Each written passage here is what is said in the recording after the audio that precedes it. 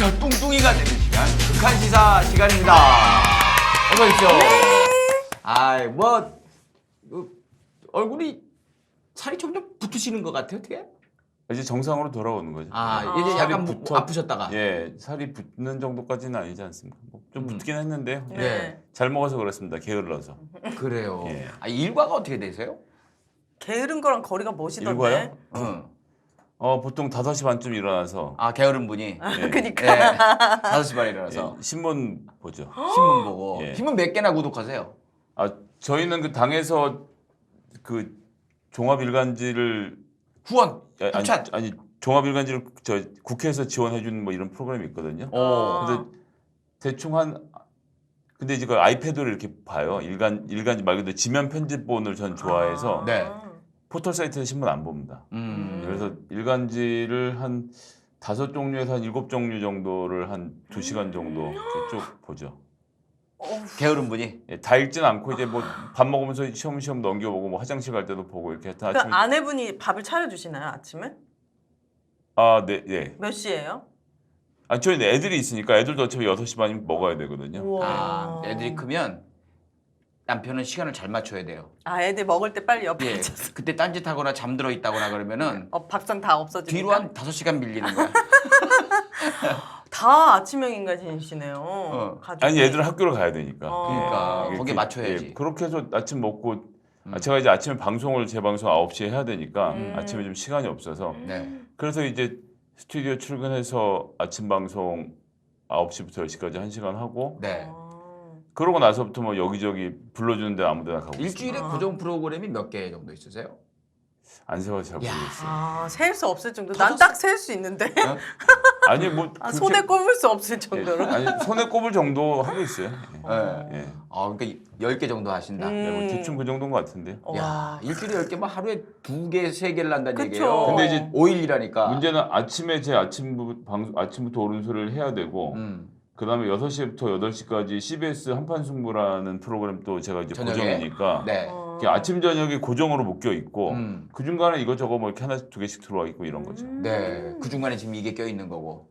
예, 그렇죠. 금요일에는 예. 저희가 당에서 하는 방송이 있고 음. 당 방송 마치고 오는 거죠. 예. 예. 게으른 분이. 예, 여기서 이제 사실 목동 가는 게 제일 일주일 중에 제일 힘들어요. 나가는 게 예상외로 차가 막히더라고요. 맞아요, 그러니까요. 맞아요. 그러니까 목동 가는 게 힘들다는 건 반대로 여기 오는 게 힘들다. 아니요. 올 때는 안 오히려 바뀌죠. 올 때는 한 30분이면 오기 때문에 아무런 부담 없이 달려서 오는데 여기서 강 금요일이라. 넘을 때 그렇게 강 넘는 맞아요. 게 힘들더라고요. 힘들어요. 네. 진짜 많이 막혀요. 아니 그러니까 강 넘는 그 앞에서 기다리는 시간 때문에 네. 뭐 다른 건 어려움이 없어서 네. 뭐 이제 그렇게 다니고 있습니다. 아무튼 네. 이 저기 시골까지 여기는 일산이니까 거의 북한이거든요. 그래요? 예, 북쪽까지 오시느라 고생이 많으시네요. 아닙니다. 뭐 그래도 이 프로그램 재미가 있기 때문에 네. 좋습니다. 그래요. 윤혜 씨가 요즘 뭐 또 난리 났던데? 저기 매불쇼 나가서? 아니에요. 저는 의식의 흐름대로 이제 네. 방송을 하는 사람이잖아요. 네. 근데 철학자분이랑 만나가지고 그분이 엄청 당황을 많이 하시더라고요. 그러니까 윤혜 같은 사람을 만나본 적이 없었거든. 그래가지고 뭐 그게 터질 것도 아닌데 막 그래가지고 저도 좀 근데 재밌었습니다. 이게 하던 대로 했는데 그분은 네. 당황한 거죠. 네, 난생 처음 이런 사람을 만났으니까. 네. 요즘 매불쇼가 매윤쇼라는 얘기가 있어요.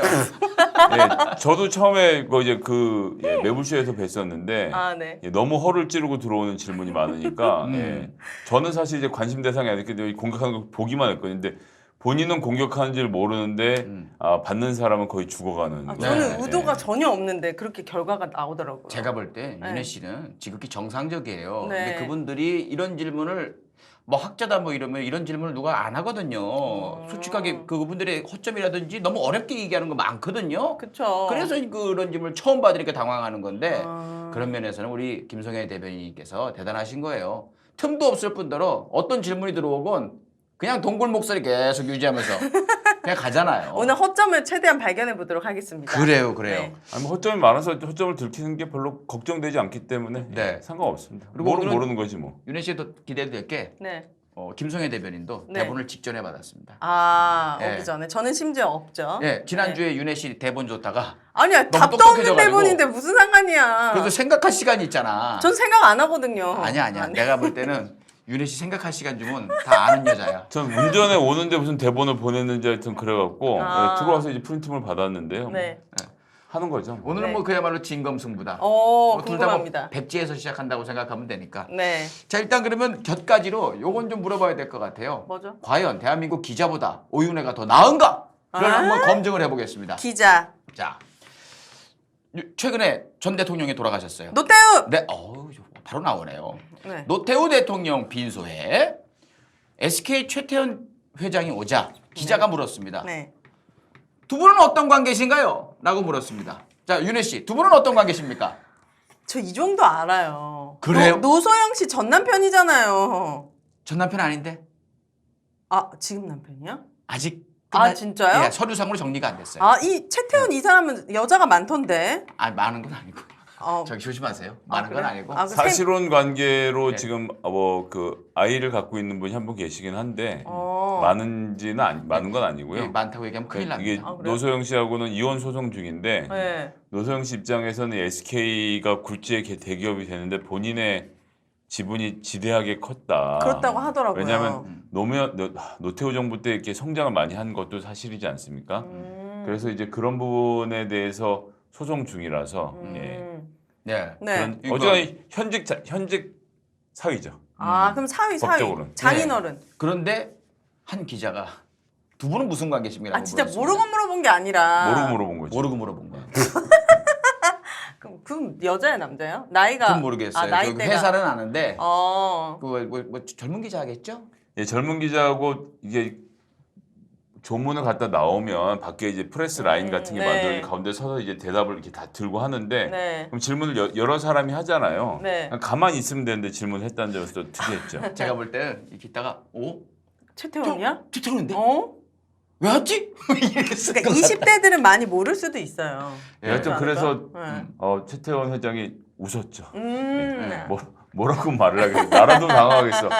어쨌거나 장인어른 장례식에 와서 그걸 예. 야, 그러니까 유인혜 씨도 혼이하는 걸 모르고 있었다. 아. 그럼 약간 심층으로 들어가겠습니다. 네. SK SK? 우리말로 뭘까요? 선경! 아유 똑똑해. 이 비디오 테이프 팔던 회사잖아요, 원래. 그것도 알아요. 네. 어렸을 때 봤잖아.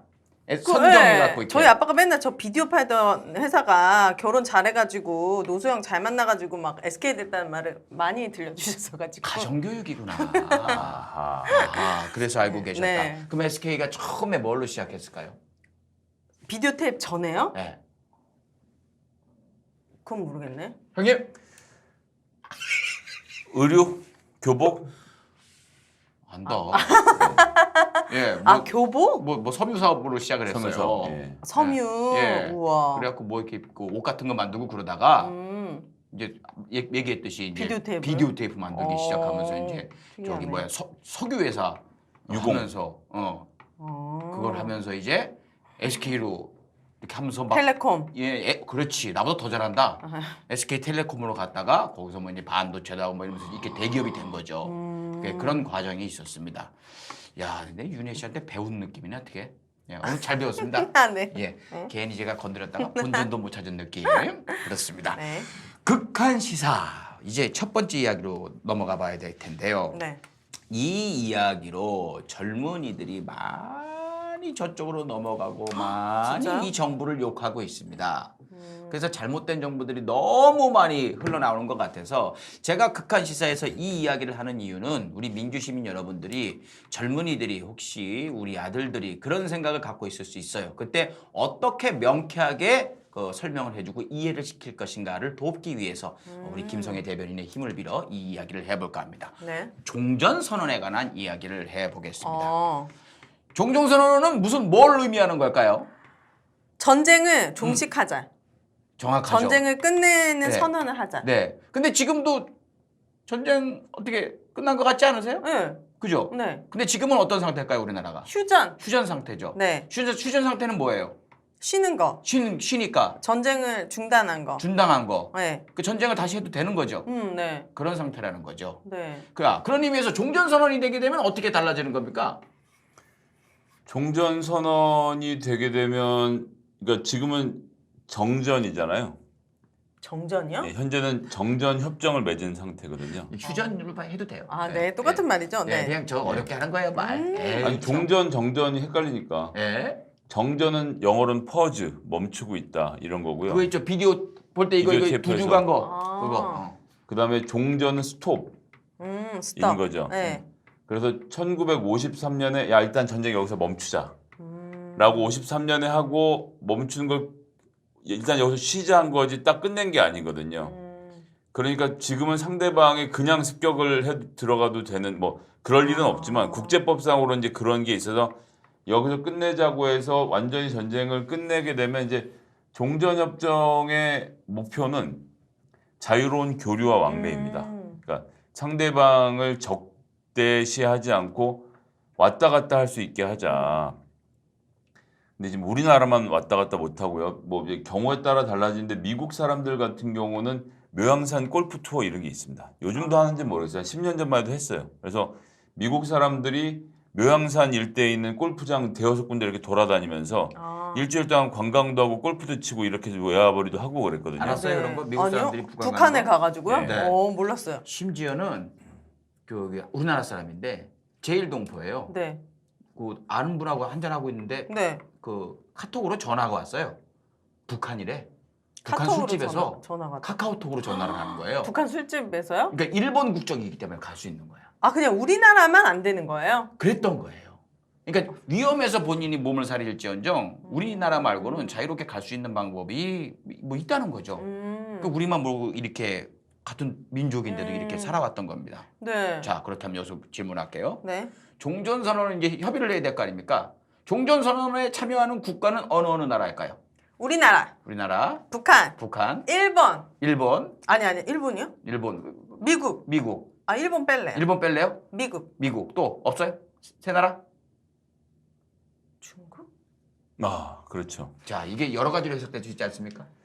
자 일단 종전을 누구랑 할 건지를 보려면 정전을 누구랑 했는지를 봐야 되거든요. 그렇지. 그 당시에. 어. 그 당시에. 그러니까 1953년에 누구랑 뭘 사인을 했느냐? 누가 했을까요? 미국. 미국하고 일본? 일본? 일본 좋아해? 싫어해. 그래서 얘기하는 거야. 6.25 전쟁 때 일본이 참전을 안 했잖아요. 아, 중국. 중국. 그렇지. 중국하고 두 나라? 어. 두 나라가 어떻습니까? 북한. 네. 예, 북한. 그다음에 미국은 정확히 유엔군 사령부인데요. 사실상 미군이 장악하고 있다고 봐야 되겠고, 그러니까 북한, 유엔군, 중국 이렇게 세 개의 전쟁 주체가 서로 전쟁을 멈추자라고 협정을 맺어서 여기 한국은 빠져 있어요. 그렇네요. 그 왜 미국이 우리나라 대신해서 한 거예요? 그러니까 빠졌어요. 왜 빠졌을까요? 이유를 생각해봐.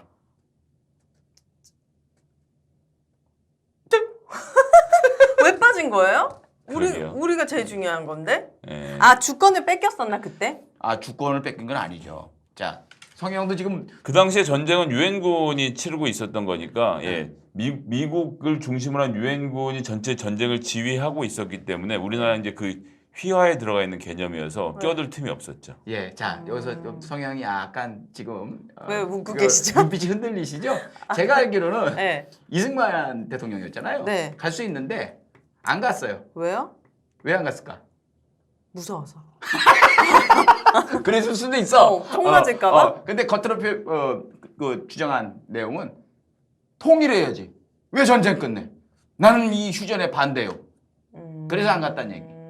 맞습니까, 성형이? 예, 뭐 대강 그런 구조인데요. 뭐 정확하게 뭐 이게 확인되는 건 아니라서. 오늘 여하튼 재밌어. 그렇게 3개국에서 그러니까 세계의 전쟁 주체들이 결정을 해서 지금까지 왔는데 네. 이제 이걸 맞춰야 서로 전쟁을 안 한다는 약속을 해야 되는 거라서 제일 먼저 해야 되는 게 순서로는 종전 선언.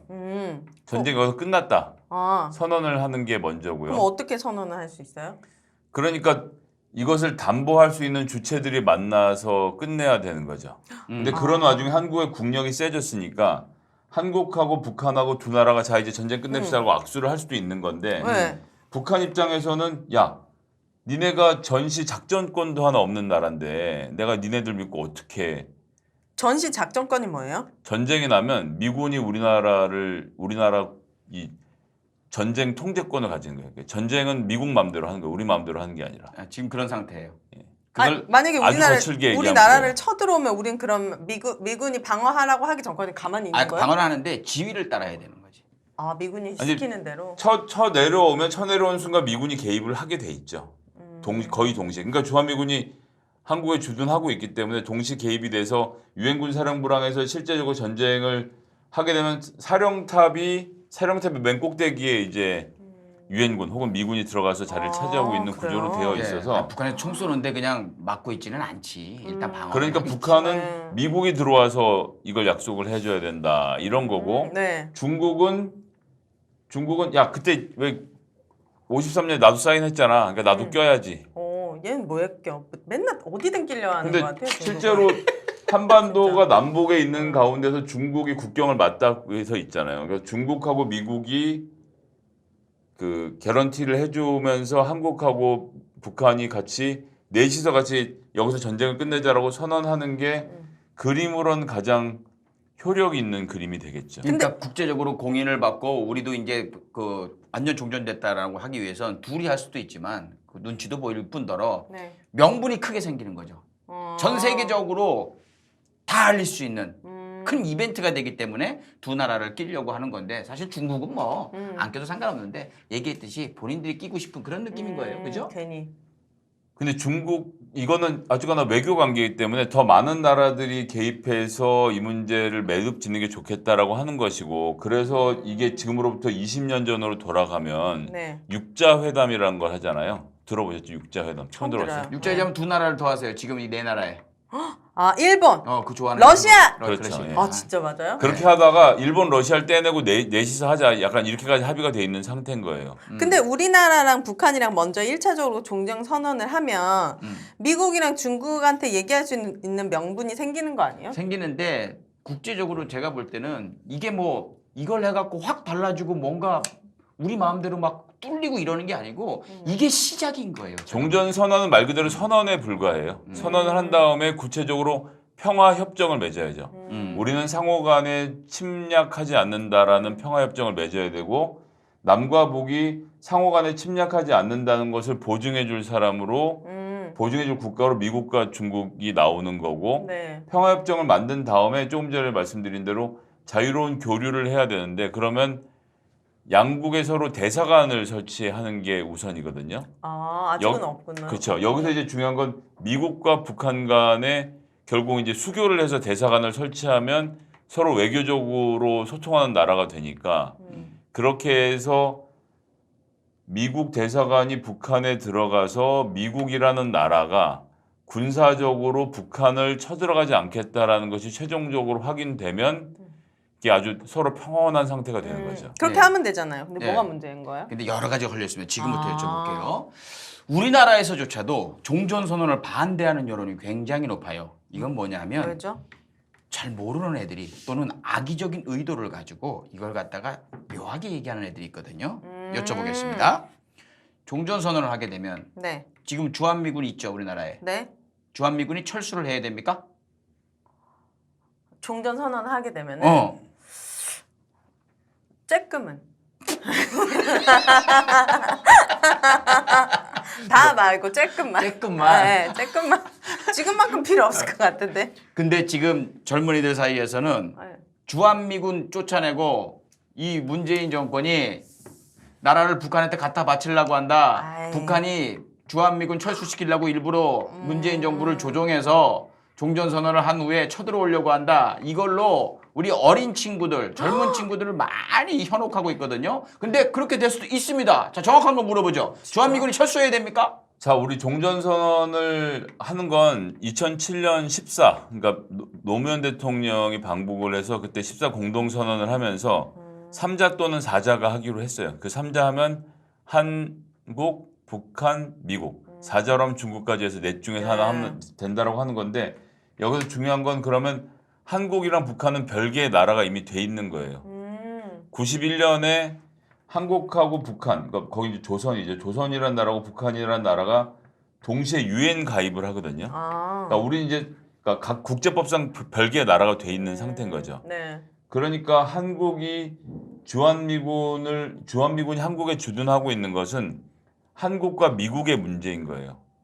그건 우리의 주권에 관련된 일이기 때문에 북한이 이래라 저래라 할 수 있는 성질의 문제가 아니고 네. 이 문제에 대해서는 북한도 이미 우리는 주한미군이 있을 수 있다고 생각한다라는 얘기까지 했어요. 그리고 북한이 설령 주한미군 철수를 주장한다 하더라도 그건 예를 들어서 일본이 우리나라한테 위안부 문제 합의하자라고 하는 거랑 똑같은 얘기예요. 뭐 하거나 말거나 우리가 정하는 문제지 지들이 어쩔 수 있는 건 아니거든요. 네. 그리고 30년, 40년 전에는 혹시나 다시 한국이랑 북한이랑 전쟁이 날까봐 주한미군이 주둔하고 있었던 이유도 있는데 네. 지금은요? 지금은 이제 동북아시아라고 불리는 이 전체 아시아 지역에서 한국의 위상과 중요성 그리고 미국이 중국과의 관계 등 여러 가지를 고려해서 한국에 주둔을 하고 있는 거거든요. 그러니까 옛날에는 우리가 힘이 약하니까 미국이 들어와서 우리를 지켜주는 개념이었는데 네. 점점 갈수록 동북아시아 지역에서 우리가 군사적으로 중요한 위치를 차지하고 있고 네. 미국과 파트너십을 맺고 있는 상태가 되는 거죠. 그러니까 미국은 야 옛날에는 우리가 이래저래 지켜준 거지만 이제 너 파트너니까 주한미군 주둔한 비용도 니네가 더 내야 돼. 뭐 이런 요구도 자꾸 하는 거고 여하튼 그래서 그건 미국하고 한국 사이에서 알아서 할 일이고 미국과 한국은 대통령도 그런 말씀 많이 하셨지만 주한미군을 감축하거나 철수시킬 계획이 전혀 없다. 자. 그리고 미국의 입장에서도 그럴 필요가 없기 때문에 북한이 뭐라고 하는 건 하나 중요하지 않습니다. 그걸 중요하다고 생각하는 사람들은 그거는 친북 세력이지. 네. 조금 얘기 어렵게 갔죠. 네. 뭔 소리인지 잘 모르겠지. 네. 쉽게 얘기하면 이거예요. 휴전 상태이기 때문에 주한미군이 있었던 게 아니에요. 그러니까 종전선언이 된다고 해서 주한미군이 나가야 되는 게 아니에요. 그리고 더 중요한 건 일본에도 미군이 있고 유럽에도 미군이 있고 독일에도 있고 막 전 세계에 깔려 있거든요. 네. 거기가 뭐 전쟁 중이라서 뭐 이런 거 아니거든요. 그런 상태이기 때문에 미군이 빠져야 될 명분 전혀 아닙니다. 더 중요한 게 있습니다. 김정인 대변인님, 미군이 나가라고 해도 안 나가지 않습니까? 우리나라에서요? 예. 그러니까 조금 전에 말씀드렸던 이유로 좀 짧고 쉽게 좀 얘기해 주시면 네. 어려워요, 형님. 미국이 네. 일본에만 발을 딛고 있어갖고는 휘청휘청거린단 말이에요. 왜요? 일본은 섬이잖아요. 아, 네. 근데 한국은 이 중국에서 아시아 본토에 붙어 있는 거 아닙니까? 여기서 딱 한 발을 딛고 있어야 군사적으로 안정이 되는 거예요. 그래서 미군이 한국에서 나가기 싫어합니다. 그럼 미군이 꼭 있고 싶어 자기네들 하는 거죠. 이익도 있는 건데 왜 우리한테 돈을 내라 그래요? 지들도 많이 내거든요. 우리나라가 분담금을 내는 거지 같이 우리가 내자. 다 내는 건 아니고 이제 같이 내는데 이제 비율을 어떻게 조정할 거냐 가지고는 이제 말이 많지만 여하튼 상호 간의 이익이 맞으니까 머물고 있는 겁니다.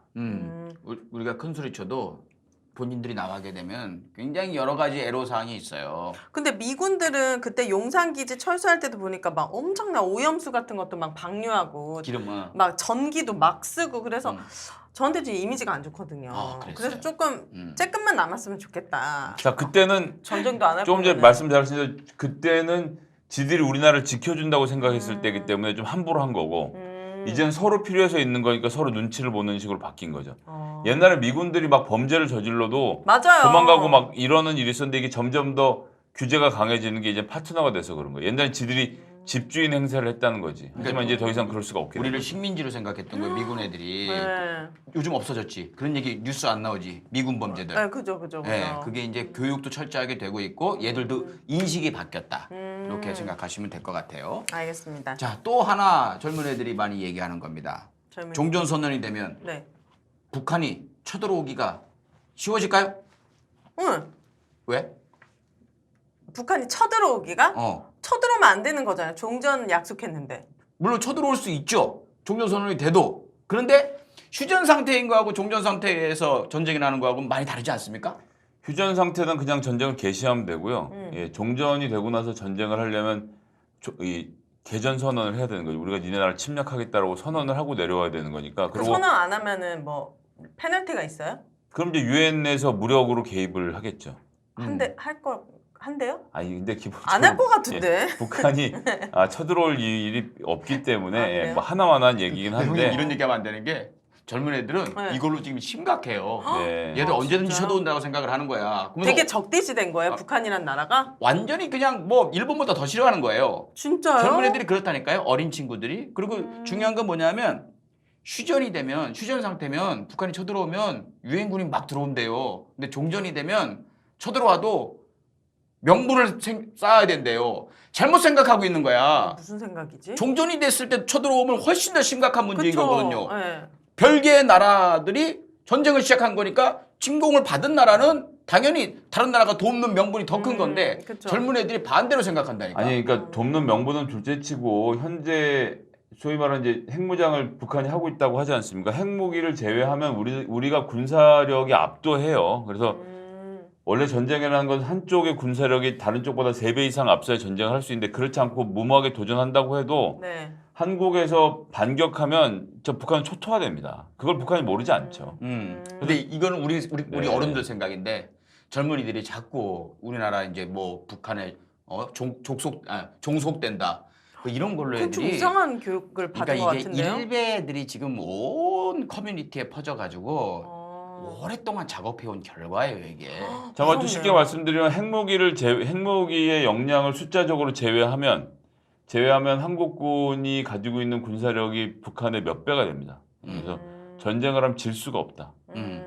전 개인적으로 북한이 정말 그래도 한 민족이잖아요. 안타까운 마음이 더 크기 때문에 통일이 되면은 그래도 좀 좋지 않을까 이런 생각을 더 긍정적인 생각을 많이 하고 있었는데. 어른들은 그런 생각하는데 어떻게 생각하냐면 종전선언이 되면 좋게 생각하는 애들조차도 그렇게 종전선언이 되는 순간 북한의 난민들이 다 수십만 수백만이 몰려와서 못다디 싸대고 내려. 우리나라 완전히 큰일 난다. 어. 막 거지들로 넘쳐난다. 어. 이 생각도 이렇게 하고 있단 말이죠. 그런 생각들을 빨리 깨줘야 오히려 될 그럴 텐데. 가능성은 그 보수 세력에서 얘기하는 흡수통일, 그러니까 북한 붕괴에 의한 흡수통일 시나리오에선 북한 정부가 붕괴가 되면 그 북한 정부를 그러니까 북한이라는 나라가 붕괴되니까 김일성 왕조가 붕괴된 상태에서는 한국이 들어가서 이것에 개입해야 되는 상황이 되면 우리 돈으로 해야 되는 상황이 오는 거예요. 이런 경우에 지들이 얘기하는 난민 발생할 확률이 훨씬 높고 지금 상태에서는 북한은 북한대로 국가를 유지하게 하고 네. 한국은 한국대로 국가를 유지하게 하면서도 전쟁의 위협이 서로 없어져서 군비 지출을 그러니까 즉 군사비를 좀 덜 들게 되면 그 돈으로 딴 일을 하면서 그렇죠. 북한 사정이 좋아지기를 그러니까 체력을 회복하기를 기다려주는 게 더 낫죠. 천연 자원이 엄청 많다면서요, 북한이. 좀 그걸 있죠. 많이 노린다던데 중국이랑. 노리는 게 아니라 이미 계약을 다 해서 다 빼가고 있어요. 뭐 그럼 빼간다는 그래요? 표현보다는 돈 주고 팔고 있는 건 중국이 독점하고 있는데 이 시장을 그러니까 남북 교류가 시작되고 북미 수교가 되면 미국하고 이런 나라들도 그런 자원들을 계약을 해서 개발을 같이 하겠죠. 우리가 같이 하면 좋을 텐데. 그러니까 우리나라 경제적으로도 굉장히 큰 변화가 올 거고 어마어마하게 좋은 점이 많습니다. 그래서 북한은 지금 뭐 그 내심 와 이는 아니지만 하면 좋고 뭐 이렇게 하고 있는. 그래서 살을 좀 뺐나? 살을 많이 우리- 뺐더라고요. 우리 그분이. 외국에 놀러 갈 때 무슨 여행 간다 그래요? 해외여행. 왜 해외 여행이라고 여권을 내니까. 생각해 보셨어요? 여권. 여권을 내니까 해외여행 의미가 뭐예요? 해외. 해. 해. 해. 해. 무슨 해지? 무슨 해야? 해. 저기 해. 달 말고 해. 한짝에 바다. 왜는 왜? 왜? 외출. 바깥. 바깥. 예. 바다 바깥에 뭐 그게 뭘 의미해요? 먼 곳. 해외란 말이 일본 한자예요. 그래요? 왜냐하면 그래요? 일본은 바다를 거치지 않으면 다른 나라를 갈 수가 없거든. 그렇네. 우리나라는 솔직히 다 갈 수 있잖아요. 아니 우리나라도 바다를 거치지 않으면 외국을 못 나가지. 그러네. 북한이 대륙이랑 걸 지금 우리를 끊어놨잖아요. 그러니까 유럽에 사는 애들은 옆 나라를 발로 걸어서 건너갈 수 있단 말이에요. 맞아. 기차 횡단 같은 것도. 그렇지. 그래서 이제 국외지 국외. 그렇게 그 대륙으로 발로 걸어서 갈 수 있다고 생각하는데 우리나라 사람들은 그런 데 있어서 상상력에 한계가 있는 거예요. 무조건 배를 타거나 비행기를 타야지만 외국에 해외에 나갈 수 있거든요. 네. 이게 상상력에 제한을 두고 있고 우리가 유라시아 대륙 그러니까 이제 러시아와 중국 땅으로 걸어서 갈 수 없기 때문에 생기는 여러 가지 경제적 손실들이 있어요. 그래서 북한이 안정이 돼서 우리가 북한 도로를 쓰고 송유관을 쓸 수 있게 되면 한국이 돈 벌 일이 아주 많이 있죠. 북한 통해서 막 다 갈 수 있는 거야, 해외를? 갈 수도 있고 러시아에 있는 자원이 북한을 통과해서 부산항까지 내려와서 또 외국으로 나가게 되면 부산항도 떼돈을 벌고. 그런 거예요. 꼭 우리나라께 나가고 뭐 들어오기 쉽고 이게 아니고 다른 나라들이 우리나라를 통일해가지고. 거점으로 생각할 수 있는 거예요. 대륙으로 나가는. 예를 들면 뭐 호주라든지 뉴질랜드 이런 나라가 우리나라로 와가지고 일본으로 가봐야 어차피 또 나가야 되잖아. 근데 우리나라 육지로 연결돼 있잖아요. 굉장히 좋은 게 우리나라가 어떻게 보면 싱가포르 이상으로 싱가포르 솔직히 그 위치적으로도 그렇고 어딘지 몰라요. 이게 중간 다리 역할을 갖고 이렇게 돈을 많이 번 거거든요. 그 우리나라가 그 역할을 할 수 있기 때문에 굉장히 경제적으로도 지금보다 더 부강해질 수 있다. 그런 너무너무 좋은 점이 많이 있습니다. 그렇네요. 통일. 그래서 이 젊은 친구들이 뭐 북한이 바로 쳐들어올 것이다. 주한미군이 철수를 내야 된다. 우리나라 북한에 먹힌다. 이런 겁을 내고 있는데 우리 민주 시민들이 오늘 들은 내용들 다 종합하셔가지고 필요한 말만 뽑으셔서 우리 젊은이들, 우리 아이들에게 좀 설명을 잘 해주셔야 될 것 같아요. 마지막으로 약간 심화로 가겠습니다. 심화가 아니지. 미국은 종전선언에 어떤 반응일까요? 반대할 것 같아. 왜? 그러면은 대한민국이 자기네에 대한 의존도도 좀 낮아지고 그리고 우리나라가 더 잘 살게 되니까. 굉장히 일리 있는데요. 어떻습니까? 미국의 입장은? 미국은 입장. 항상 갈등이에요. 그러니까 미국에서 가장 큰 축으로 돈을 버는 어차피 저게 돈이거든요, 다. 이거 잘 그러니까. 들어야 돼. 이거 두 중요한 축이 얘기야. 있습니다, 두 축이. 두 축. 경제로 돈을 벌자는 쪽이 있어요. 이 사람들은 북한이 빨리 개방돼서 가서 지하 자원도 들고 나오고 막 네. 이런저런 걸 좀 하고 싶어요. 그리고 북한이 지금 아무것도 인프라가 구축된 게 없잖아요. 가서 네. 도로도 깔고 스마트 시티도 만들고 전기차도 집어넣고 뭐 할 게 많지. 오만 할 게 많다고 네. 생각해서 야 그렇게 해서 돈 벌자는 쪽이 있고 네. 아니야 그냥 지금 상태를 유지하면서 쟤네가 핵 개발을 하게 하면 한국이 우리나라 무기를 더 살 거야. 그러니까 이제 군수 복합 이 산업 세력이 얘네들은 지금의 긴장 상태가 중동이 요즘 긴장이 잘 안 되니까 남한 북한 간의 긴장 상태를 유지해서 일본도 그러면 덩달아 긴장을 하잖아요. 그럼 일본이랑 한국에 무기 팔아먹으려고. 이거 나쁜 것 같은데? 그러니까 이제 아닌데 그거는 우리 입장에선 그런 거고 그러니까 미국에서 입장. 돈 버는 사람들 입장에서는 탱크 팔아서 벌든가 아니면 북한 들어서 돈 벌든가 둘 중에 하나를 해야 되는데 항상 갈등인 거예요. 어느 쪽으로 갈지. 그러니까 우리가 잘 경제 쪽으로 유도를 해서 남북 관계를 개선시키려고 노력을 예를 들면 김대중 정부, 노무현 정부, 문재인 정부에서 하는 거고 그러지 않은데도 이제 신경 크게 안 쓰는 거고 이제 이런 차이가 있는 거죠. 네. 그러니까 뭔가 이렇게 딱 평화 모드가 될 때마다 발목을 잡는 게 그 두 번째. 거기로 대표된 게 네오콘이라는 데가 에어컨이요? 있잖아요. 에어컨이 아니고 네. 발음이 이상한 거였잖아요, 솔직히. 우리가 네오콘. 네오콘이요? 네. 아이스크림 같은데? 네오콘? 뭐지 이거는? 네오는 네오? 뉴, 새롭다라는 뉴. 뜻을 이제 네오라는 네. 접두어가 있고요. 네. 콘은 콘저버티브, 컨설버티브, 거리감 느껴지. 그 예. 뭐예요? 보수. 새로운 보수. 예. 옛날과 다르게 처음 신보수 세력 네오콘이라고 해서 더 극우적인 생각을 가진 보수 세력이 있는데 네. 그걸 네오콘이라고 미국에. 부르죠. 아, 이 그 사람들은 사람들은 군수 사업을 지지하는 그렇죠. 거예요? 이제 전쟁을 통해서 미국이 패권을 유지해야 된다 이렇게 생각을 한다. 이거 별로예요. 이거 네오콘 저 싫어요. 근데 이제 걔네가 어마어마하게 벌어요. 그러겠죠. 왜냐하면 미국이 총기 사고가 얼마나 그것도 많아요. 걔들이야. 그러니까 이게 근데 총기 자유화가 안 없어지잖아요. 그건 안 되지. 걔는 그 건국 이념이니까. 그러니까 근데 그게 절대 안 없어지는 걸 보면은 이 군수 사업으로 돈 버는 사람들의 힘이 막강하다라는 그러니까 게 느껴져요. 그때 하노이 회담 트럼프하고 김정은하고 갔는데 깨져버렸잖아. 중간에 가버렸잖아. 트럼프가. 그래요? 그것도 쟤들이 와. 너 청문회 잡혔어? 와. 이렇게 해갖고 그러니까 그렇게 트럼프라는 진짜 지 맘대로 하는 사람도 컨트롤 해버리는 컨트롤이 되는 데가 군수 사업이죠. 저 무서운 데라는 거죠. 근데 저들의 반발을 깨고서 하려니까 쉽지 않은 미국에서 말씀하셨듯이 하자는 사람들이 있고 뭐 쟤들 나라 일인데 왜 우리가 왜 이러는 거야 하는 애들이 있고 무슨 소리야 쟤들한테 팔아먹는 무기가 얼마치인데 1년에 이걸로 이제 잡는 애들이 있고 그런 상황이라서 미국이 지금 갈팡질팡 이랬다 저랬다 하고 있다라는 상황입니다. 네. 자 여기서 정치적인 거 여쭤보죠. 우리 종전선언 될 것 같습니까?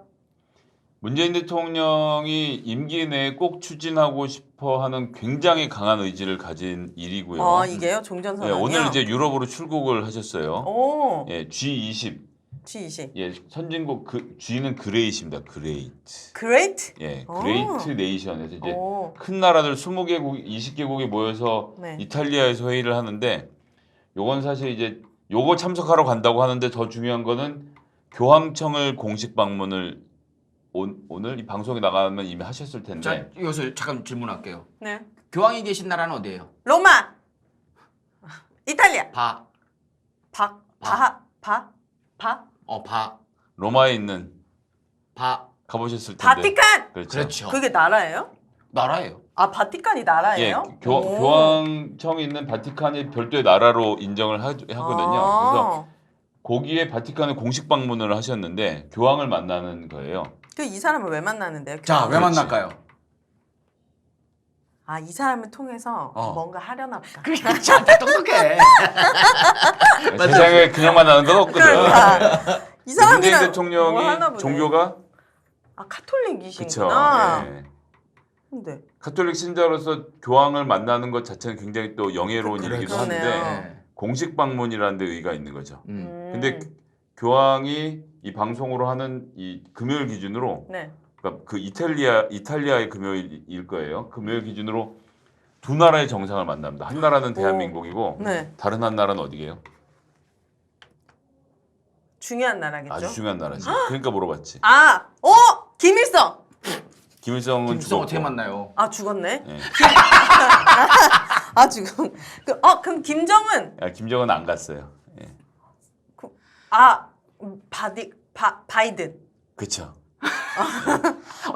가긴 간다. 아, 문재인이랑 바이든 대통령을 만나는 거예요? 따로따로 만나요. 오. 따로따로 만나는데 그 G20 회의라니까 미국도 가고 우리나라도 가는데 네. 교황청을 둘 다 방문을 하는데 여기부터 이제 이 방송에 나올 때는 검증이 됐을 거라 제가 틀렸을 수도 있는데 네.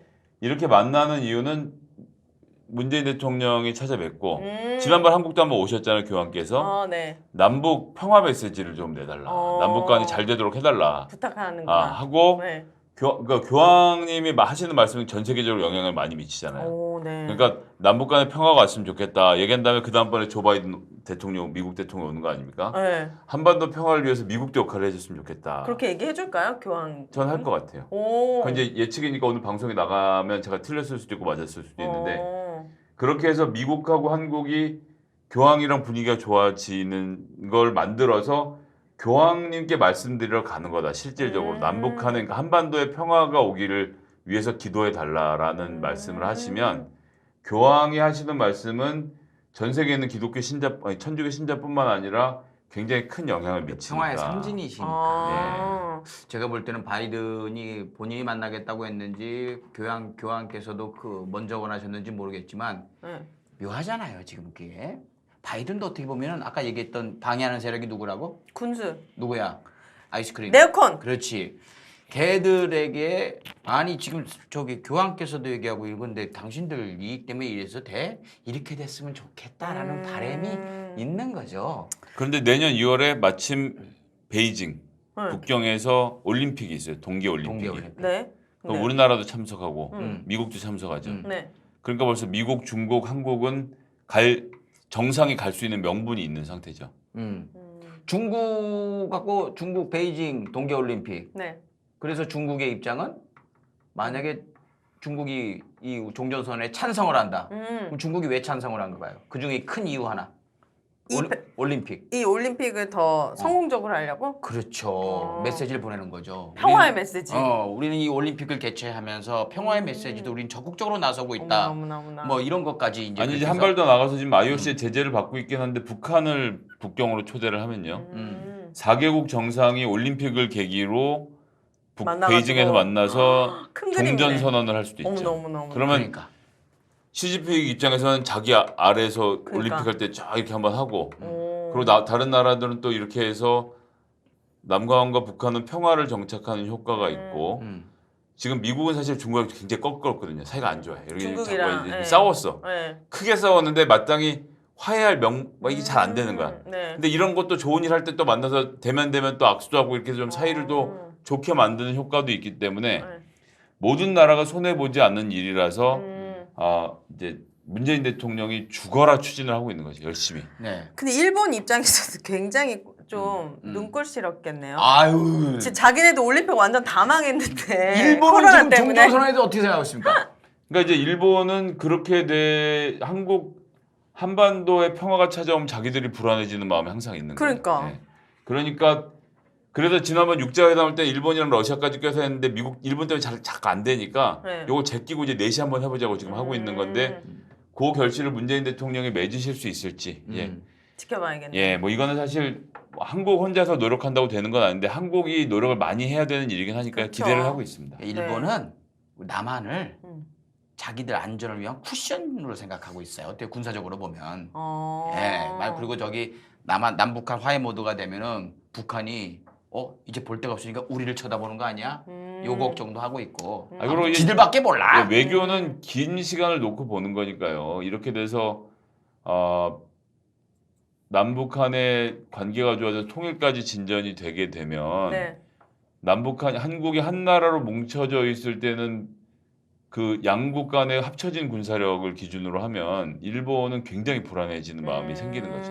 뭐 당장 우리가 전쟁을 하겠다 이런 건 아니지만 어쨌건 찔리는 게 많겠지. 남북이 대치하고 있는 상태랑 이게 네. 한 나라인 거랑은 비교가 될 거 아니에요. 네. 네, 아무튼 그렇게 흘러가고 있어요. 네. 여기서 또 팁을 하나 드리죠. 베이징 올림픽이 내년 2월 2월, 하신다면서요. 네. 우리나라 대선은 3월. 3월. 자, 네. 생각 좀 해봐요. 뭘요? 뭘 생각해? 2월 3월. 정치적으로 이제 네. 민주 시민으로서 네. 정권 재창출을 바라는 마음으로서 네. 2월에 올림픽 할 때 뭐가 될 가능성이 있다? 2월에 올림픽 할 때 중국에서 4개국 정상이 모여서 4개국 정상이 모여서 종전선언. 네. 그게 되면 3월에 뭐가 있다? 대통령 네. 선거. 그럼 어떻게 해?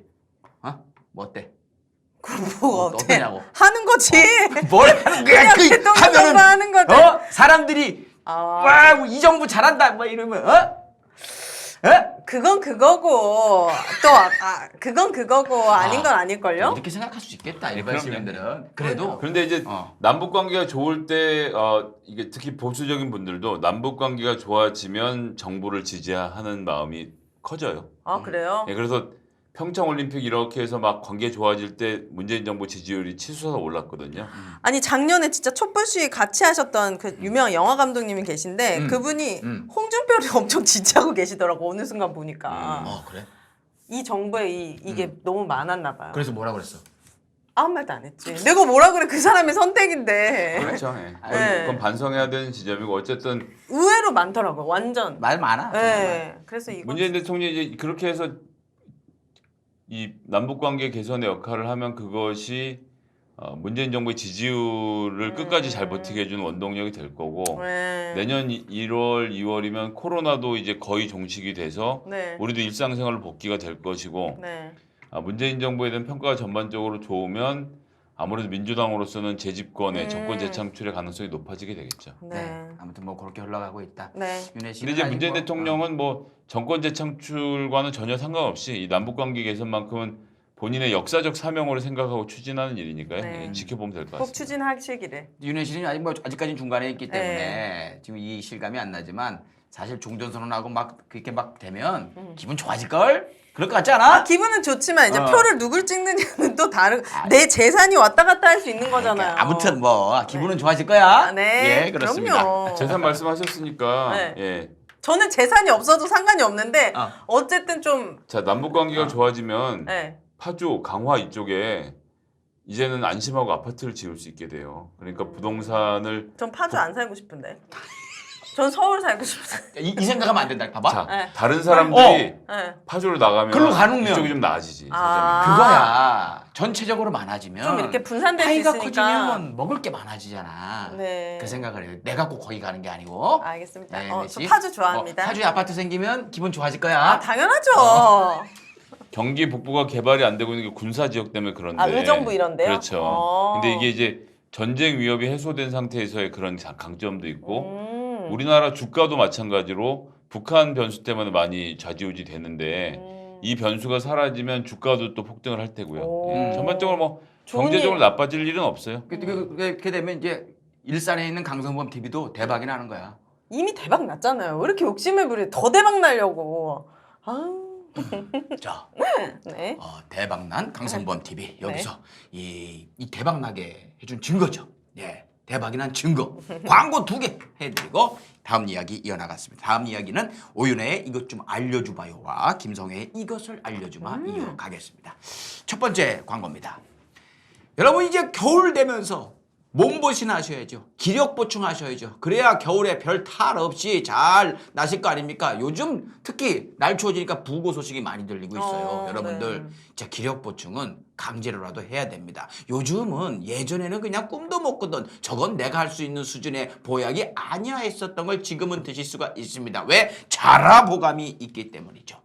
자라의 악력은 본인 몸에 570 몇 배를 버틴다고 합니다. 그야말로 스태미너의 상징이죠. 그래서 옛날부터 용봉탕에 자라가 들어간 용봉탕은 대접을 받았던 그 자라로 만들었습니다. 그렇다면 가격이 보시면 아시겠지만 이게 말이 돼? 라는 가격이 나옵니다. 그 원인은 자라가 중국산 자라라서 그럴까요? 아니죠. 100% 국내산 전라남도 강진의 정말 최고급 황토에다가 강진의 지하수, 맑은 지하수를 끌어올려서 그 인증받은 햇섭 양식장에서 3년 이상을 키운 귀한 자라에다가 영양의 밸런스를 맞추기 위해서 23가지 약재를 잘 배합을 해서 집어넣고 합성 첨가물 단 하나도 집어넣지 않고 우리 민주시민이신 대표님의 양심을 걸고 만들어낸 자라 보감입니다. 여기 대표님이 네. 그 골드미스 아 진짜요? 굉장히 미인이신데 능력도 있으시고. 예. 근데 나는 그래서 저 집안이 좋구나. 네. 에이, 뭐 그렇게 태어났구나. 근데 그런 중에서 민주시민이 가끔 있단 말이에요. 그런 줄 알았더니 아니요. 개고생을 하신 양반. 아, 아무것도 가수성가. 없이 두 주먹으로 시작해가지고 여기까지 올라오신 거예요. 어쩐지 여자분이셨어요? 저는 네. 남자분이신 줄 알았는데 굉장히 의리가 있으시고 이래가지고 딱 느낌이 남자 느낌이 났는데 여장부셨군요. 여자도 의리 있는 경우가 있을 수 있으니까. 여자들이 더 의리가 있긴 하거든요. 사실. 그래요? 갑자기 네. 말 바꾸네. 아닙니다. 네. 아 위험해. 여자가 의리가 있을 수도 있다니. 너무했다. 아니 여자들이 더 의리가 있다고요. 네. 이거 성인지 감수성이 큰일인데. 아무튼 네. 여러분 여기 말씀을 드렸지만 자라 보약인데요. 이게 가격이 보면은 와 이게 음료수 가격보다 약간 얼만데요? 비싼 정도. 이게 제가 볼 때는 한 포당 보시면 아는데 이게 굉장히 그냥 약국에서 뭐 약 하나 사 먹는 그 정도 가격이 돼요. 네. 굉장히 합리적인 가격으로 경제적인 가격으로 나와 있습니다.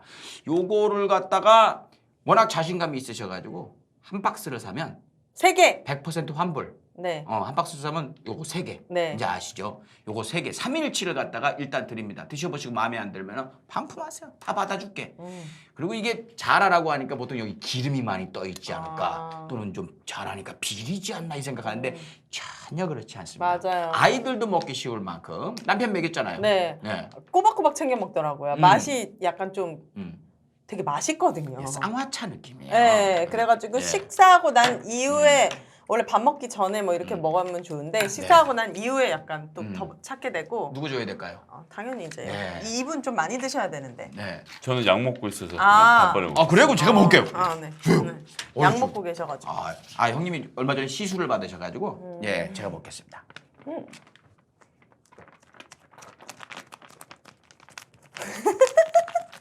아니 그때 또 한 박스를 다 드셨다더니.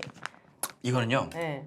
보약이 왜 좋냐면 옛날에는 없을 때나 그냥 빡치게 딱 먹고 넉 달 있다 먹어야지 이러는데 이건 생각나실 때 솔직히 숙취 있을 때 먹어도 좋아요. 예, 그러니까 역시 보약은 보약이다라는 생각이 드실 거예요. 그리고 2박스를 사시면 2달분을 사시고 뭐 누구 선물해 주신다고 사시면은 여기 당연히 6일치를 선물로 드리겠죠. 거기에다가 요즘 여러분 혈관 청소부라 해가지고 네. 혈관 막히셔가지고 고생하시는 분들 많아요. 많죠. 성형님도 그때 뭐 거기 뭐 막혀갖고 뭐 짜증 났었거든요. 그래서 뚫는 시술 받았거든.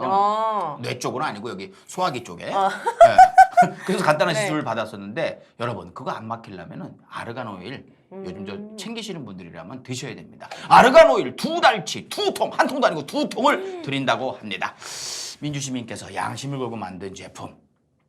이니까 믿고 드셔도 될 겁니다. 네. 집에 자라 한 마리 들고 가세요. 저도 사장님 한번 뵙고 싶어요. 어, 네. 제가 또 여장부 스타일을 너무 좋아하니까. 네, 저희 주초에 네. 뵙고 한번 세게 한번 먹었어요. 아 그러세요? 네, 세게 한번 먹었어요. 아 진짜 술도 여장부고 잘하시는구나. 너무나 뭐 인성도 좋으시고 예, 믿고 드셔도 됩니다. 네. 자라 검색창에 자라 보강 쳐보십시오.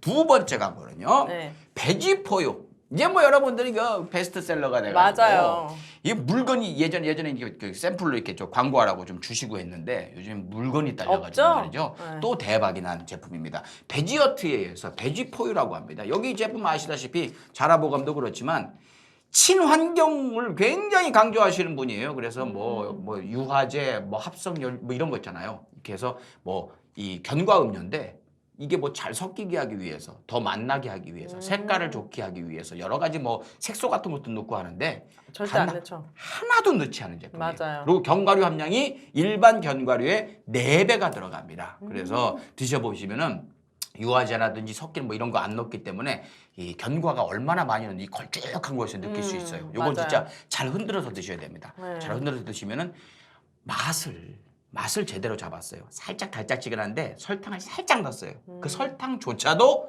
유기농 설탕을 집어넣습니다. 어쩐지 엄청 예. 맛이 깔끔하더라고요.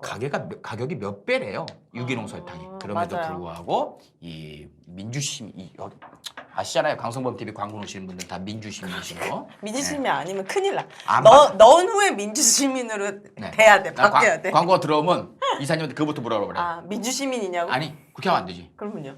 성향이 어떻게 되세요? 그걸 어떻게 알아요, 솔직히? 그 구독자라든지 팬이라든지 아. 저희 직원들이 다 민주시민입니다. 이러시는 분들 그래야 저는 받습니다. 아. 네. 성향님도 이제 광고 이제 받으실 텐데 그런 거 좀 따지시면 좋아요. 아, 예, 저는 안 따질 생각이에요. 저희도 전혀 따지지가 않습니다.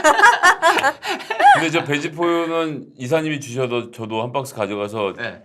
그때 굉장히 요긴하게 먹었어요. 이게 맞아. 들고 다니 특히 들고 다니면서 허기지고 기운 떨어질 때 한 번씩 뜯어서 먹으면 진짜 너무 걸쭉해갖고 너무 네. 든든하죠. 굉장히 든든해지더라고요. 맞습니다. 그리고 맛이 있어 이러고 네. 저러고. 이게 견과 함량이 뭐 고급 견과 있죠. 마카다미아, 호두, 크랜베리, 아몬드 뭐 이런 거 다 들어가 있거든요.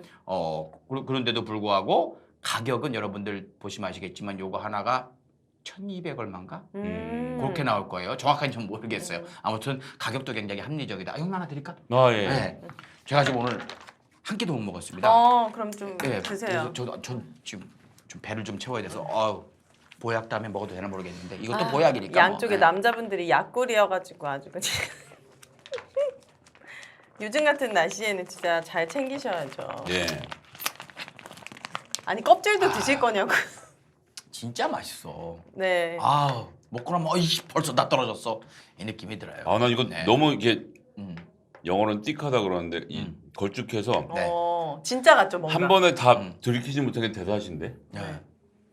자 이걸 갖다가 3박스 이상 구매하시면요. 네. 유닉 베지어트 다 친환경이잖아요. 네. 100% 국내산 대나무로 만든 친환경 칫솔 환경 친화를 실천하는 그 되게 귀여워요. 미세모도 되게 고급스러워요. 요즘 대나무 칫솔이 유행이거든요. 사실 엄마들 사이에서는. 그립감도 되게 좋고 예, 그 칫솔을 선물로 드린다고 합니다. 배송 메시지에 강성범 멋있다 적어주시면은 대나무 칫솔을 3박스 이상 구매 시 보내드린다고 합니다. 검색창에 휴닉 또는 카카오톡 입점하기도 돼 있거든요. 카카오톡으로 강편하게 선물하실 분들은 맞아요. 그렇게 선물하셔도 되고 그리고 휴닉 검색하시거나 카카오톡에 또 휴닉 검색하시면 카카오톡으로도 문의하실 수가 있습니다. 전화번호 010-7272-6717로 전화 주시면 되겠습니다. 검색창에 휴닉 쳐보십시오. 광고 끝. 오윤혜 네. 이거 좀 알려줘봐요. 알려줘봐요. 오늘 그 두 번째 것만 가도록 하죠. 근데 뭐죠? 시간이 많이 지났기 네. 때문에 첫 번째 종전선언에서 우리가 시간을 많이 할애해서 안 드렸구나. 예. 지난주에 윤혜 씨가 이거 바꿔서 너무 잘 알아가지고 세 번째 건 또 가려야지. 안 주셔도 되는데. 가리고. 네. 자, 두 네. 번째 질문. 윤혜 씨가 일주일에 한두 개씩 본인이 궁금한 걸 직접 올려줘서 본인이 물어보겠다라는 코너입니다. 오늘 질문 뭡니까? 이재명 후보의 음식점 총량제. 이거 되게 이슈가 많이 되고 있더라고요. 이게 네. 무슨 공약인지도 궁금하고. 공약 아니에요. 공약은 아니에요? 자, 이게 뭔지도 제가 이 얘기 잠깐 궁금하고. 드릴게요. 왜 이슈가 되는지. 이걸 공약으로 얘기를 한 거예요. 왜 공약으로 얘기를 하냐면 네. 그 국민의힘하고 언론들이 이재명을 씹기 위해서 그걸 시작을 한 거거든요. 공약으로 알잖아요. 그렇게 네. 띄워버린 거예요. 이재명 지사가 어떻게 얘기했냐면 음식점 총량제를 해볼까 한번 제가 생각을 해본 적도 있어요. 라고 얘기한 걸 이재명의 공약인 듯이 지금 이재명을 까기 위해서 써먹고 있거든요. 네. 자, 그래서 윤혜 씨가 질문을 딱 하길래 좀 굉장히 반가웠습니다. 네. 대변인님. 이게 뭔가요? 본인이 물어보세요, 본인 직접. 음식점 총량제. 음식점의 그 개수를 줄이겠다. 그러니까 좀 한정 지어서 받겠다는 개수를 건가? 국가에서 관리하겠다라는 것이 음식점 총량제인데 네. 예, 실제로 시행하고 있진 않죠. 그리고 이재명 후보도 시행할 계획이 있는 것은 아니고요. 자영업이 너무 난립해서 힘드니까 네. 그렇게 해서라도 규제를 해야 되는 것 아니냐라는 논의가 있다 이런 얘기를 한 거고 네. 대표적으로 이런 주장을 하신 분이 있습니다. 누구죠? 음식 문제 최고 전문가. 음식?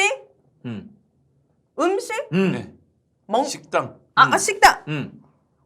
골목 식당? 네. 누구? 백종원? 네.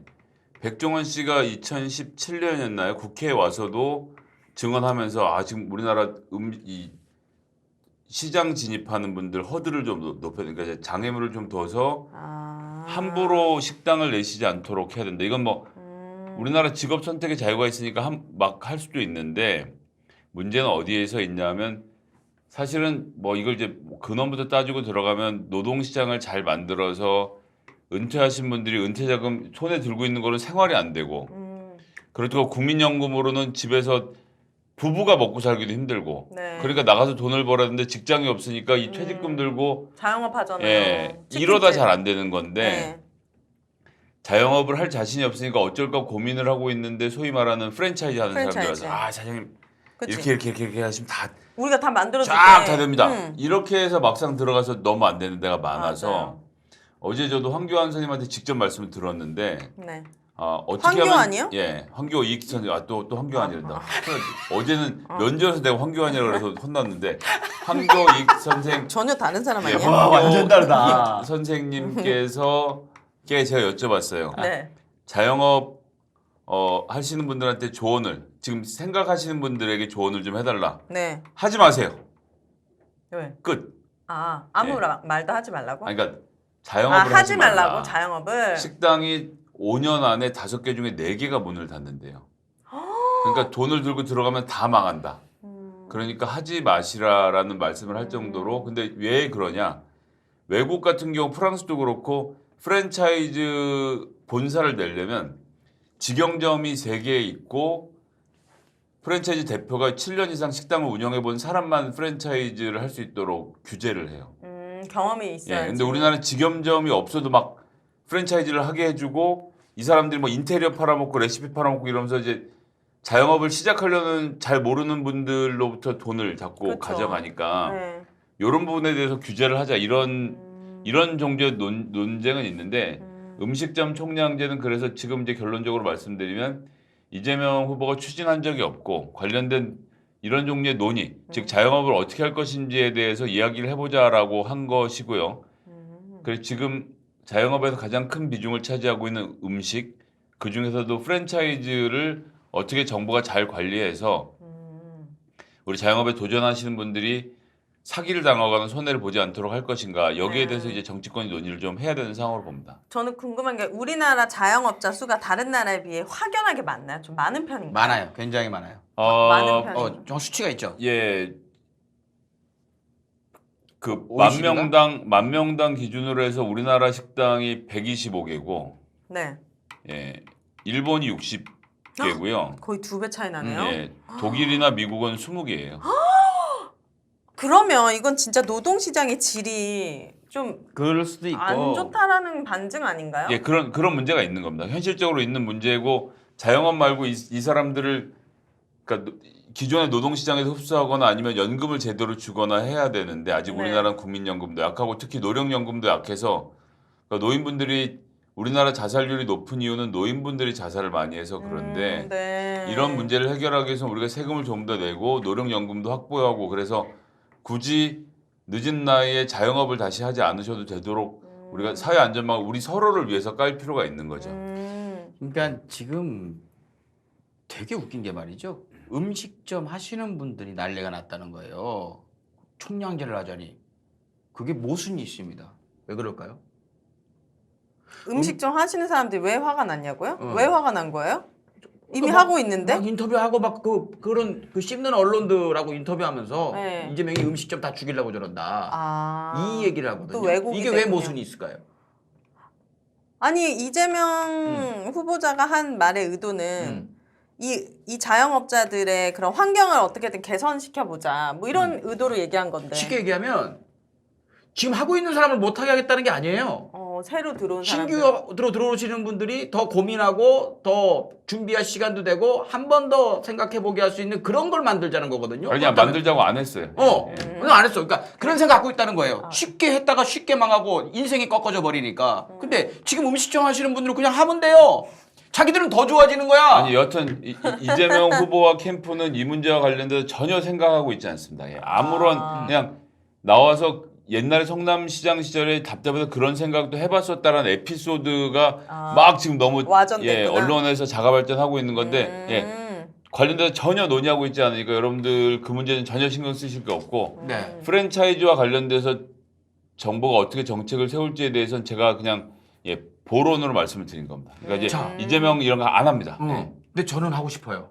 제가 이거 칼럼에서 하려고 했는데 지금 잠깐 얘기를 하면 이런 얘기를 해요. 이거 하면은 뭐 언론들이 화천대유가 들어가고 음식점을 다 장악하고 이런 그러니까 사람들 홀리는 거예요, 그냥. 그런데 뭐 권리금이 치솟을 것이다. 맞아, 저 그 기사 봤어요. 권리금 받을 애들은 다 받아요. 이 총량제가 된다고 해도 받을 애들은 받고 제가 볼 때 장사 안 되는 데가 어떻게 권리금을 받아? 못 받아. 받죠, 요즘에. 그리고 중요한 건 그만두는 사람들은 망해서 그만두는 거란 말이에요. 지금 근데 가장 큰 문제는 그만두고 싶어도 못 그만두는 게 계약 기간이 남아있고 누가 들어와야 팔고 자기는 이제 더 손해를 여기서 멈출 거 아니에요. 그게 안 되니까 월세를 계속 까지다가 완전히 다 밑바닥으로 떨어져 버리는 거거든. 네. 총량제가 생기면 장사 안 되는 사람들은 내가 볼 때는 처분하기 훨씬 더 쉬워지는 거야. 누가 장사 안 되는데 권리금을 받아요? 말도 안 되는 소리지. 목이 좋으면 다 권리금이 있어요, 이미. 그리고 대박집도 이미 팔지도 않을 뿐더러 거긴 권리금이 이미 있고 안 되는 집이 권리금이 생기고 와 치솟는다? 말도 안 되는 소리를 하는 거죠. 그러니까 한 번 더 생각하게 하는 거예요. 그러면서 이런 얘기예요. 내가 할 거 없어갖고 직장 잘려서 일이 없어서 밀려서 장사하려고 하는데 그것도 못하게 한다? 그렇게 밀려서 하다가 인생이 꺾어진다니까요? 80% 90%가 망해갖고 맞아요. 거지꼴이 돼버리는데 그걸 좀 한 번 더 생각하고 준비할 시간을 충분히 갖고 너 음식에 대한 철학이 있는가 내가 다시 한번 잘할 수 있는가 생각할 수 있게 하는 그 시간이 만들어지는 건데 내가 밀려서 급하게 했다가 완전히 떨어지는 사람들이 80% 90%인데 네. 무슨 말도 안 되는 얘기들 하고 있어. 이재명 후보는 그런 생각을 할 시간을 만들어드릴 계획이 전혀 없습니다. 예. 그게 뭐 이제 강성호 씨의 개인 의견이고 이재명 네. 캠프와 계획 후보와 없고. 민주당에서는 음식점을 총량제를 할 요만큼의 계획도 없다. 주 4일째는 공약으로 하신 거죠? 주 4일째는 논의해보자라고 논의. 아직 공약이 주제를 나온 건 던진 하나도 거예요. 없군요. 그러면은 아직은. 그러니까 4일째는 공약으로 할까를 생각하고 있는 거고 음식 자 총량제는 그런 지나가듯이 건 얘기한 거예요. 왜 그러느냐 이제 대장동 가지고 경선 기간에 막 싸웠잖아요. 네. 이제는 대선 본선이 시작되는 거 아닙니까? 그죠. 자 우리 사회가 이번 대선에서 무슨 주제를 갖고 논의를 하는 게 좋겠느냐라고 이재명 후보가 던지는 겁니다. 예, 던지는 거예요. 네. 그래서 이런 쪽으로 논의를 돌리려고 하는 거예요. 그리고 지금 그래서 그런 쪽으로 논의가 돌아가고 있고 찬반 양론이 붙으면 이야기가 좋아지는 건데 주 4일제는 그래서 찬반 양론을 해야 되는 문제고 네. 음식점 총량제는 그냥 보수 언론이 키운 거지 전혀 이 문제에 대해서는 토의하거나 논의하거나 할 계획도 없고 아예 없습니다. 예. 네. 없는 얘기, 없는 얘기. 알겠습니다. 없는 얘기인데 없는 얘기. 내가 볼 때는 없는 얘기인데 기사에 엄청 많이 보이던데. 근데 이게 흐름이 약간 바뀔 수도 있다고 생각을 하는 게 이거 저는 진지하게 생각해 볼 때요. 우리나라 자영업으로 다 몰려가지고 제가 예전에 진짜 많군요, 자영업자들이. 프랜차이즈 하는 분을 만나갖고 네. 저하고 같이 이제 제 얼굴을 걸고 이건 슈퍼스타였으니까 네. 제 얼굴을 걸고 사업을 하자라고 했는데 그래서 네. 만나갖고 이제 식사 자리에서 얘기를 들었어요. 그래서 제가 그랬어요. 간판값이라고 그래요. 거기서 간판값이 기본이 2천, 3천 그래요. 그러면서 간판에 이제 인테리어가 포함이 된 거죠. 그러니까 인테리어비가 2, 3천이 아니고 네. 그걸로 냉겨 먹는 게 그건 거예요. 그러면서 저한테 그런 얘기를 하는 거예요. 일단 가맹점만 늘어나면 이 저기 간판값에서 강성범 씨 얼마 주고 그래서 제가 그랬어요. 저 그거 안 했으면 좋겠는데 그거는 제가 볼 때는 저 문제 커질 수 있고 제가 욕 먹을 수 있는데요. 라고 했더니 모르시는구나. 이거면 적게 받는 거예요. 아이고. 프랜차이즈 업자들 대부분이 그런 생각들을 하고 있단 말이에요. 그런 사람들한테 홀려가지고 대박이 날 것이다라는 환상에 젖어갖고 시작했다가 다 망해 나가고 퇴직금 날려버리고 맞아요. 마지막 종잣돈이 끝나고 극단적인 상황에 몰려버리고 이렇게 되는 거거든요. 물론 좀 그때 그래서 그분을 다시 만나지 않았습니다만은 이런 것들이 없어지려면은 지금 음식점 총량제 뭐 이걸로 계속 띄우면은 이재명 깎아내리기 좋으니까 이렇게 하지만은 총량제를 한다는 얘기가 아니고 프랜차이즈 규제법을 강하게 한다든가 아까 말씀드렸듯이 정말 7년 이상 장사하고 직영점이 완벽하게 잘 된다는 거 증명이 된 데가 프랜차이즈를 할 수 있게 만드는 뭐 이런 것들이 제도화돼야 된다는 거죠. 이제 올 11월부터 기초적인 법은 통과가 돼서 직영점이 하나 이상 1년 이상 운영한 곳에만 프랜차이즈를 하도록 법이 바뀌었어요. 바뀌어서 이제 곧 시행이 되긴 하는데 여튼 이 부분에 대한 규제를 어떻게 현명하게 할 것인가에 대해서는 우리가 별도로 논의를 할 필요가 있고 저도 식당, 뭐 PC방, 카페 이건 10년을 해본 자영업자의 입장에서 말씀드린다. 진짜요? 이 지난주에 얘기했잖아요. 힘들어요. 미국에서 그때 미국에서 예, 힘들어요. 토스트 굽고 예. 힘들 것 같아요. 근데 수다말에서 이상하게 얘기를 하고 소문 이상하게 다 있어. 왜요? 왜? 입은 와전시키기 전문이거든요. 그렇더라고. 왜? 아니, 게시판에 올라온 걸 봤는데 네. 그래서 우리 할아버지가 이제 전두환 정권에 저항해서 쫓겨난 건 아니고 그 다음 해 육군대학 총장까지 하시고 어지간 81년에 강제 합의하지 예편을 한 거지. 이제 더 이상 군인하지 말아서 이제 예편을 하신 건 사실이고 우리 가족이 이민을 간 건 그 한참 뒤인 90년대거든요. 그래서 네. 이거 쫓겨나서 미국까지 쫓겨난 건 아니고 예. 그건 이제 그거대로 벌어진 일이고 이건 네. 이거대로 된 거고 이제 토스트를 팔아서 막 이렇게 막 그래서 우리 얼굴이 참 멀쩡한데 어려운 삶을 사셨구나. 길거리에서 토스트를 굽지는 않았고요. 예. 지붕 있었고. 그럼요. 네. 그 2000년대 월세 1000만 원짜리 예, 그런 가게에서 이제 빵 굽고 그랬어요. 오, 좋은 데네요. 근데 이제 내가 너무 소문은 뛰었나? 소문은 이제 거의 노숙하면서 전두환 군부에 길에서- 쫓겨나서 이 길에서 토스트를 굽는 사람도 있더라고요. 나쁘진 않아서 놔둘라 그랬는데 굳이 말씀하시니까 예. 너무 와전됐다. 예, 예. 네. 알겠습니다. 어쨌든 자영업을 제가 해본 건 사실이라서 쉽지 않았던. 쉽지 않습니다. 너무 돈을 힘들 버는 것 건 같아요. 버는 건데 너무 리스크도 많고 예. 맞아요. 아무튼 뭐 진짜 군인인 진짜 장군의 손자가 김성애 씨예요. 군대 다녀오셨죠? 예, 전 포병 오, 병장 제대했습니다. 오. 원래 장군 아들은 안 가나? 그죠? 장군 아들은 안 장군의 가요? 아들 안 가는 거 어디서 다 가죠. 다 가요? 그럼 다 가죠. 내가 또 잘못 알았구나. 네, 잘못 알았어요. 제가 장군들을 싫어했거든요. 아. 장군들은 아들이 군대 안 간대. 나 우선 그렇게- 배지 있으면 싫어지시죠? 거리감 느껴지시고. 그때는 그 연배 때는 독자들이 안 가죠. 독자들이. 독자가 안 갔고. 장군의 독자였구나. 알겠습니다. 여기까지 얘기를 하고 마지막 짧게 가보도록 하죠. 뭐죠? 성혜 형님이 하겠다고 했는데 그냥 네. 넘어가면 안 되니까 네. 이걸 왜 알려준다고 그러는지 모르겠지만은 김성혜 이것을 알려주마 시간입니다. 오늘은 뭘 알려주시려고요? 선거대책위원회가 어떻게 만들어지는지에 대해서 짧게 설명드릴까 하는데 뭐 이렇게 큰 관심이 있는 건 아니라서 이재명 후보가 되고 나서 선대위 구성 가지고 계속 뭐 뉴스에 나오잖아요. 선대위. 이재명이 뭐 그래서 뭐 이낙연 후보가 상임 고문을 수락했는데 고문이 뭐냐 그래도 위원장을 시켜줘야지부터 시작해서 막 말들이 많은데 간단한 듣긴 들어갔고 대강은 알지만 예. 자세히는 모르는 그런 것들. 네. 선거대책위원회란 뭐냐? 각 캠프가 이제 대통령 선거를 준비하는 사람들끼리 무보수로 뭉쳐서 캠프를 만듭니다. 무보수요? 네, 그래서 막 내가 이 사람을 대통령 만들겠다라는 의지로 그냥 쫄쫄 굶어가면서 하는 거예요. 네. 그래서 각 캠프가 막 치열하게 다퉈요. 다투다가 이제 이기잖아요. 이번 같은 경우 이낙연 뭐 또 박용진, 정세균 막 이렇게 해서 이재명 후보랑 다 붙어서 결국 네. 이재명 후보 이기지 않았습니까? 네. 그건 각 캠프를 하는데 그런데 이제 민주당이라는 정당 있잖아요. 매번 대선을 치러본 기본 조직이 있단 말이에요. 그러면 각 캠프의 경선이 끝나고 나면 이 경선에서 이겼던 이재명 후보를 중심으로 해서 선거대책위원회가 만들어집니다.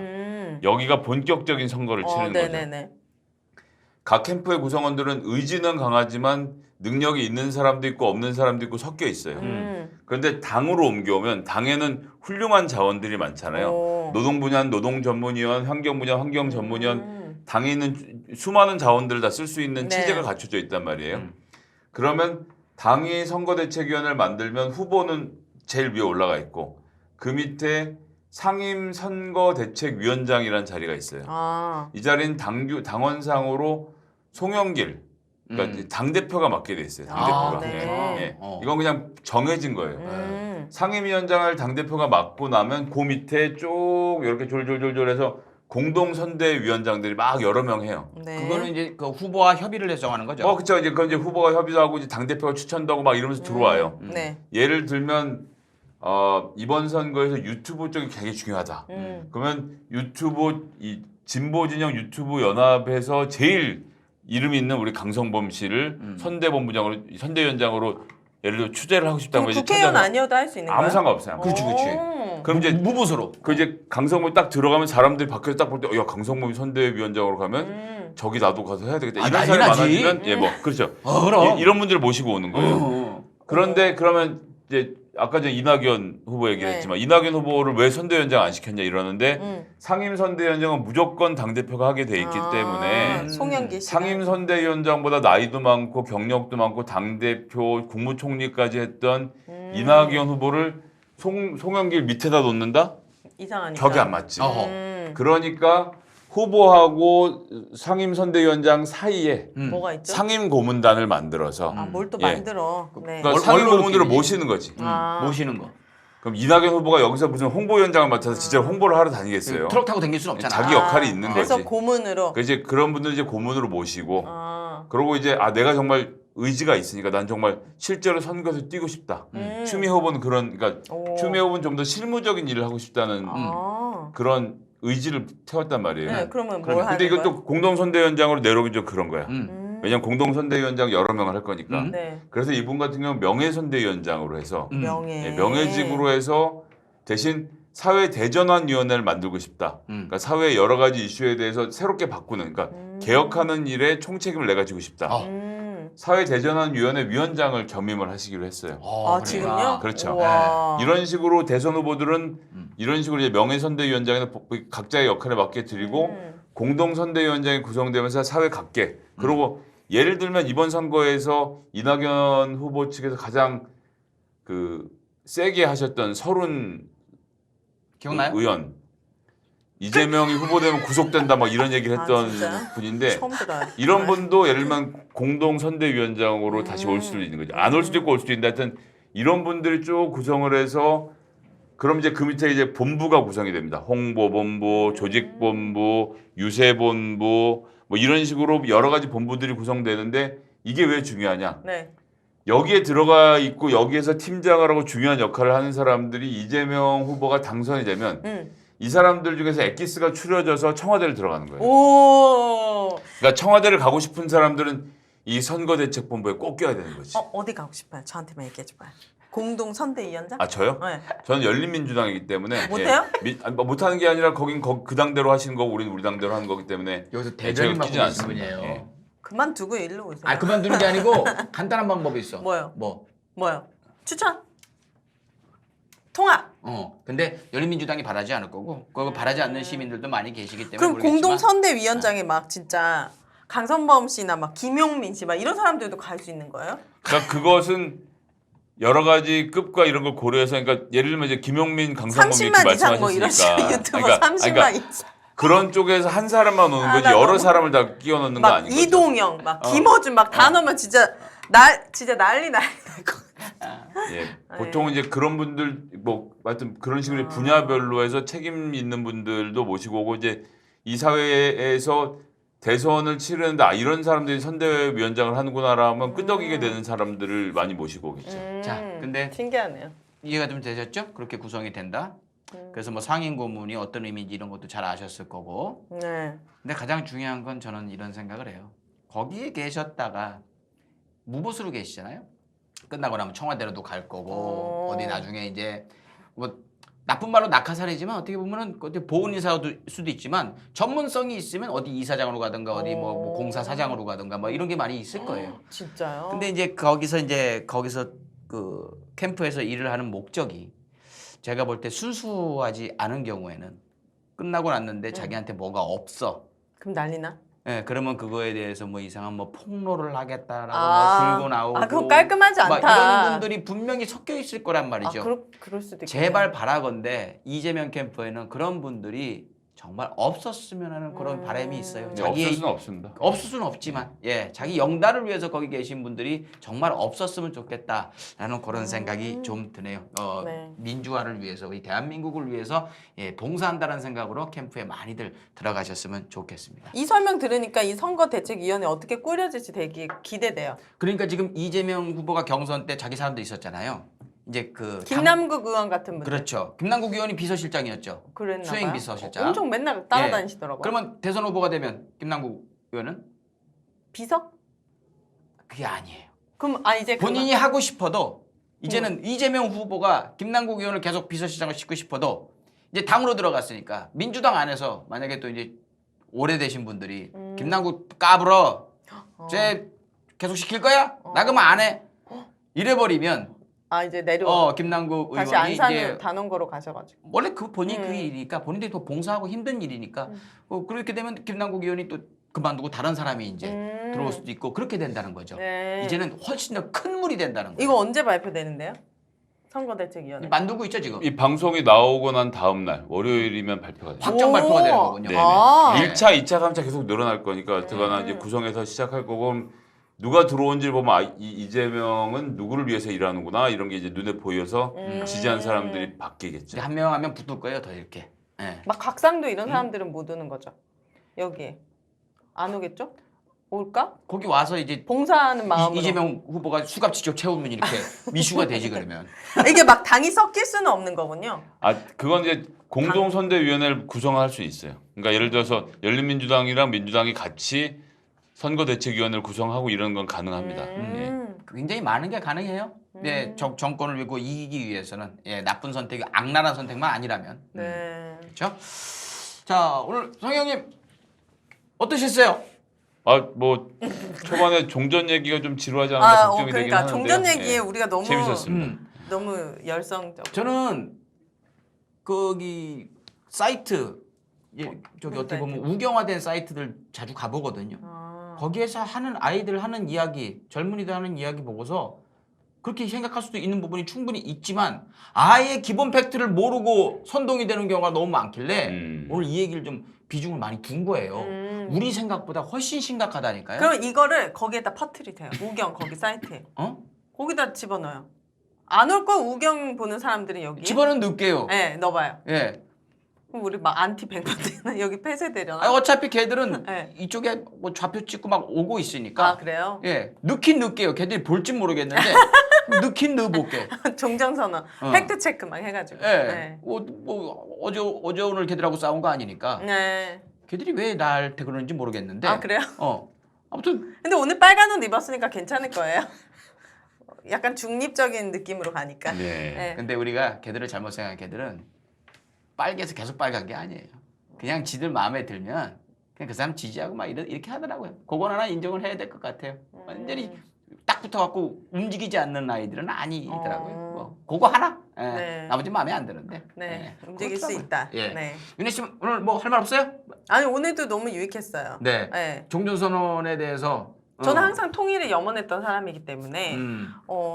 그런 것들이 젊은 20대들이나 10대들 그런 생각 하는지 몰랐거든요. 음. 처음 들었어요. 근데 좀 걱정할 필요는 있을 것 같아요. 진짜 우리 나이 먹었다고 해갖고 에이 그 이제 애들 저 생각 뭐 알아 이렇게 하면 안 되는 게 걔들이 왜 이렇게 생각하는지 또 잘못 생각하고 있는 팩트가 잘못된 게 있다면은 그냥 어른으로서 그건 이런 거야.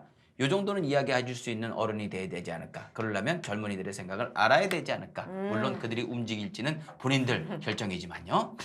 끝까지 시사 오늘 이렇게 또 숨가쁘게 달려왔습니다. 두 분께 항상 감사드리고요. 네. 여러분들도 오늘 약간 더 뚱뚱해지는 시간이 되지 않았을까 그런 생각이 드네요. 끝까지 시사 오늘은 여기서 마치겠습니다. 고맙습니다. 감사합니다. 감사합니다. 오케이. 네.